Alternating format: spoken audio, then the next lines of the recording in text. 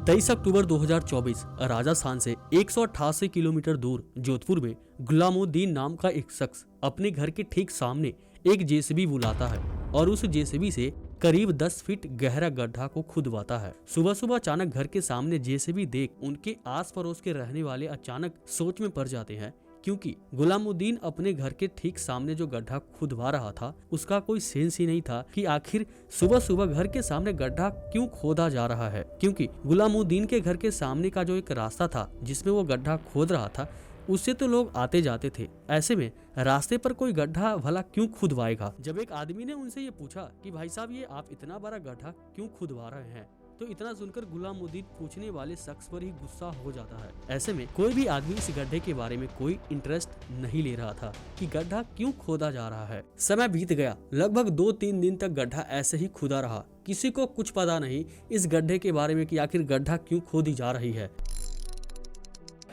दुनिया लक्ष्मी पूजा कर रही है एम्स मोर्चरी के अंदर। ऐसा तो मुगल काल के अंदर औरंगजेब ने भी इतना क्रूर मौत किसी को नहीं दी होगी जिस तरह से उस गुलामुद्दीन नाम के कसाई ने इस 27 अक्टूबर 2024 इस रात मनमोहन चौधरी अनीता चौधरी की मिसिंग रिपोर्ट लिखवाने पुलिस स्टेशन पहुंचते हैं, क्योंकि हर दिन अनीता अपने ब्यूटी पार्लर को बंद करके घर समय से लौट आती है। लेकिन जब वो देर रात तक घर नहीं लौटी तो उन्होंने अनीता को कॉल भी किया, लेकिन फोन स्विच ऑफ आ रहा था। बढ़ती चिंता के कारण उनके ब्यूटी पार्लर में काम कर रहे एक महिला से पूछा गया तो उन्होंने ये बताया कि अनीता तो दोपहर 2 बजे से ही यहाँ नहीं है। उनके हस्बैंड और उनके बेटे ने ये बताया कि अगर माँ कहीं जाती है तो फोन करके जाती है, अगर नहीं भी आती है तो एक कॉल करके जरूर बता देती है कि मैं यहाँ आई हूँ। लेकिन आज तो उनका फोन भी स्विच ऑफ आ रहा था, इसलिए उन दोनों की घबराहट और ज्यादा बढ़ने लगी थी। पुलिस इस रिपोर्ट को लिखा और इन्वेस्टिगेट चालू भी किया, लेकिन 2-3 दिन तक इन्वेस्टिगेशन करने के बाद अभी तक अनीता चौधरी का कोई क्लू नहीं मिल पाया। पुलिस भी बहुत कोशिश कर रही थी, लेकिन सब बेकार जा रहा था। जब पुलिस ने उनके हस्बैंड मनमोहन चौधरी से पूछा कि क्या अनीता को किसी से झगड़ा है या फिर किसी के साथ अनीता को कोई दुश्मनी तो नहीं, तो उनके हस्बैंड ने ये बताया कि अनीता तो किसी के साथ ना ही झगड़ा किया है और ना ही अनीता को किसी से दुश्मनी है कि अनीता चौधरी को अगवा करके ले जाए। पुलिस को यह केस धीरे धीरे जटिल होते जा रहा था, क्योंकि अनीता को गायब हुए 3 दिन हो गए थे, पर अभी तक कोई पता नहीं कि आखिर अनीता कहां गायब हो गई है। 31 अक्टूबर 2024 अनीता को गायब हुए 3 दिन हो चुका था, पर अचानक पुलिस वालों ने जब चौराहे का सीसीटीवी फुटेज को देखा जिसमें ये अनीता पीली सूट पहने अपने ब्यूटी पार्लर से थोड़ी दूर एक ऑटो को रोकती है और उसमें आराम से बैठ जाती है। अनीता ने जिस तरह ऑटो को रोका और ऑटो में बैठी, ऐसे में देखने पर लग रहा था कि अनीता अपने मन से ऑटो में बैठी है, ना ही दबाव और ना ही कोई फोर्स था। जब पुलिस वालों ने इस ऑटो का नंबर चेक करके ऑटो वाले को बुलाया और अनीता चौधरी के बारे में पूछा गया तो उसने ये बताया कि सर मैं तो इन मैडम को गंगाना इलाके में छोड़ा था। ये गंगाना इलाका अनीता चौधरी के ब्यूटी पार्लर से करीब 5 से 6 किलोमीटर दूर था। जब पुलिस वालों ने अनीता के हस्बैंड से पूछा कि अनीता गंगाना इलाके में क्या करने गई थी, क्या आपका वहाँ कोई रिलेशन है, तब उसके पति ने यह बताया कि गंगाना इलाके में तो गुलामुद्दीन का घर है। ये वही गुलामुद्दीन था जो आज से ठीक 3-4 दिन पहले अपने घर के सामने ठीक एक जेसीबी बुलाया था और अपने घर के सामने एक गड्ढा को खुदवाया था। अब आपके माइंड में एक बात आ रहा होगा कि गुलामुद्दीन आखिर था कौन। तो देखो, गुलामुद्दीन का एक शॉप था जो अनीता के ब्यूटी पार्लर के ठीक सामने था।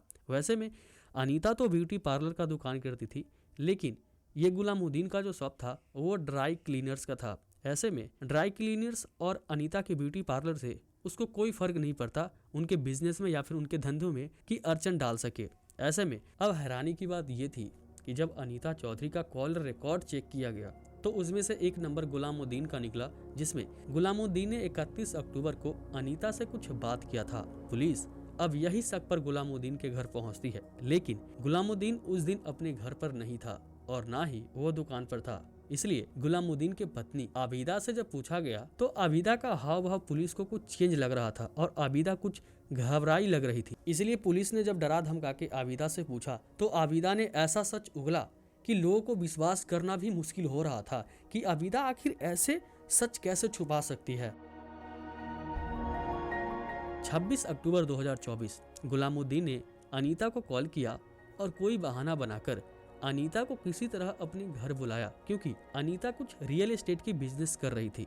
अनीता को लगा होगा कि शायद कोई रियल एस्टेट के बारे में ही मुझे बुला रहा है। यही कहकर गुलामुद्दीन ने उसे बुलाया भी था कि आओ तुझे कुछ ऑर्डर मिलेंगे। इसलिए बेचारी अनीता इन सब के बहकावे में आकर गुलामुद्दीन के घर चली गई। जब अनीता उनके घर पहुंची तो गुलामुद्दीन ने अनीता को बैठाकर चीनी पानी का शरबत पिलाया और उसी शरबत में बेहोशी की दवा भी मिलाया और फिर बेहोश होने का इंतजार किया। जब अनीता पूरी तरह से बेहोश हो गई तब उसकी पत्नी आबिदा और गुलामुद्दीन ने ये दोनों मिलकर अनीता के 6 टुकड़ों में अलग कर दिया और फिर ब्लैक पॉलीथीन में कुछ टुकड़ों को रखा और अपने घर के सामने, जहां गुलामुद्दीन ने ठीक 4 दिन पहले जेसीबी से गड्ढा खुदवाया था, उसी गड्ढे में अनीता को दफना दिया और 10-12 परफ्यूम की बोतल भी डाल दिया ताकि बदबू ना करे। ये सब करने के लिए गुलामुद्दीन पहले से ही प्लान बना चुका था कि मुझे आखिर क्या करना है और कब करना है। गुलामुद्दीन को धीरे धीरे जुआ की ऐसी लत लगी कि गुलामुद्दीन को मजबूरन ये सब करना पड़ा, क्योंकि गुलामुद्दीन को उस 12 लाख का कर्ज चुकाने के लिए एक यही रास्ता था जिससे वो अपने 12 लाख कर्ज चुका सके। इसलिए गुलामुद्दीन ने अपने 12 लाख रुपए कर्ज चुकाने के लिए अनीता को मारना ही बेटर समझा, क्योंकि उनके सारे जो गहने जेवरात थे वो सब बेच करके, क्योंकि अनीता को आपको पता ही है कि अनीता बहुत ज्यादा गहने पहनकर अपने काम पे आया करती थी। ऐसे में गुलामुद्दीन वो गहनों को देख चुका था कि इतने सारे गहने अगर मैं इनको बेचूंगा तो मुझे इतने पैसे तो मिल ही जाएंगे जिससे मैं कर्ज को चुका लूंगा, और यही सब करने के चक्कर में अनीता को मार देता है। गुलामुद्दीन का प्लान तो सक्सेस हो गया, पर गुलामुद्दीन ने जिस तरह अनीता को मारा, आबिदा ने अंत में सच सच बता ही दिया। आबिदा ने यह भी बताया कि अनीता को मारने से पहले गुलामुद्दीन ने मार्केट से एक तेज धार वाली चाकू लाया और साथ में दर्जनों परफ्यूम की बोतल और 6 पॉलीथीन भी लाया। पुलिस जब सीसीटीवी फुटेज चेक कर रही थी तब गुलामुद्दीन एक शॉप से चाकू खरीदते नजर आ रहा था। जब गुलामुद्दीन ने ये सब घटना कर दिया तो फिर अपने घर से कहीं दूर निकल जाता है, लेकिन आबिदा घर पर ही रह जाती है। पुलिस ने जब धमकाकर पूछा तो आबिदा ने बताया, पुलिस ने जब डरा धमकाकर आबिदा से पूछा तो आबिदा ने ये भी बताया कि ये सब करने के लिए मैं और मेरे पति गुलामुद्दीन ने किया है। लेकिन जब पुलिस आबिदा को अरेस्ट करके ले जा रही है तब आप खुद सुनो आबिदा क्या कर रही है। आबिदा जी, हकीकत क्या है? हकीकत क्या है? मैं इसमें शामिल नहीं हूँ। मैं मेरी बहन के घर थी, मैंने मर्डर नहीं करिया है। तो मर्डर किसने किया है?